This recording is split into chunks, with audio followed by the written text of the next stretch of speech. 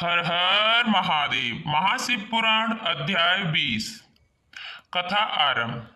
अब वह समय था जब शिव और पार्वती तप और विवाह के बाद गृहस्थ जीवन की ओर बढ़े।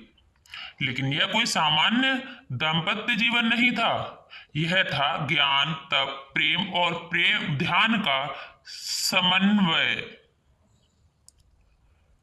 शिव पार्वती का कैलाश पर आगमन। शिवजी पार्वती को लेकर कैलाश पर्वत पर पधारे। चारों ओर आनंद, शांति और सौंदर्य बिखर गया। देवता, ऋषि, गंधर्व सभी कैलाश को देखने आए, जहां शिव स्वयं पार्वती के साथ गृहस्थ धर्म का पालन कर रहे थे। पार्वती की जिज्ञासाएं और शिव का ज्ञान।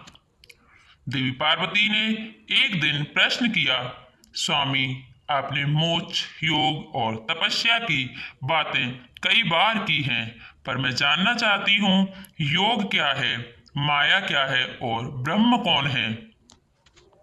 शिव मुस्कुराए और कहा, हे गौरी, जब पत्नी ज्ञान की जिज्ञासा रखे तो वह केवल अर्धांगिनी नहीं, साक्षात शक्ति बन जाती है। शिव का ज्ञानोपदेश, योग, आत्मा और ब्रह्म का रहस्य। शिव जी ने पार्वती को समझाया, आत्मा अमर है, शरीर नश्वर है। योग वह साधन है जो आत्मा को ब्रह्म से जोड़ता है। जो अपने भीतर झांकता है वह संपूर्ण ब्रह्मांड को पहचानता है। ज्ञान, भक्ति और ध्यान, यही तीन मार्ग हैं जो मोक्ष के लिए हैं। गृहस्थ में भी मोक्ष संभव। शिव जी कहते हैं, जो व्यक्ति परिवार में रहकर भी अपने कर्म, ध्यान और धर्म को निभाता है वह सन्यासी से कम नहीं। यह अध्याय सनातन जीवन शैली को एक नई दिशा देता है कि गृहस्थ आश्रम ज्ञान और मोक्ष के मार्ग में बाधा नहीं बल्कि एक माध्यम बन सकता है। पार्वती का समर्पण और शिव की करुणा।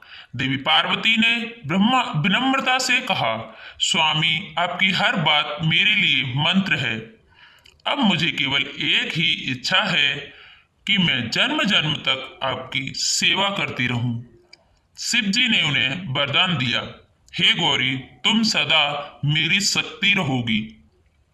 जहां भी मेरी पूजा होगी वहां तुम्हारा नाम अवश्य ही लिया जाएगा। शिव पार्वती संवाद का फल। इस संवाद को सुनने और मनन करने से व्यक्ति को शिव ज्ञान, आध्यात्मिक जागरण और जीवन संतुलन की प्राप्ति होती है। यह दिखाता है कि दाम्पत्य जीवन और मोक्ष एक दूसरे के लिए विरोधी नहीं, पूरक हैं। इस अध्याय में हमने देखा शिव पार्वती का पारिवारिक जीवन, ज्ञान और संवाद का गूढ़ संदेश, योग और ब्रह्म के रहस्य। अगले अध्याय में हम जानेंगे कार्तिकेय और गणेश जी के जन्म की अद्भुत कथा। हर हर महादेव। जय जय शंकर।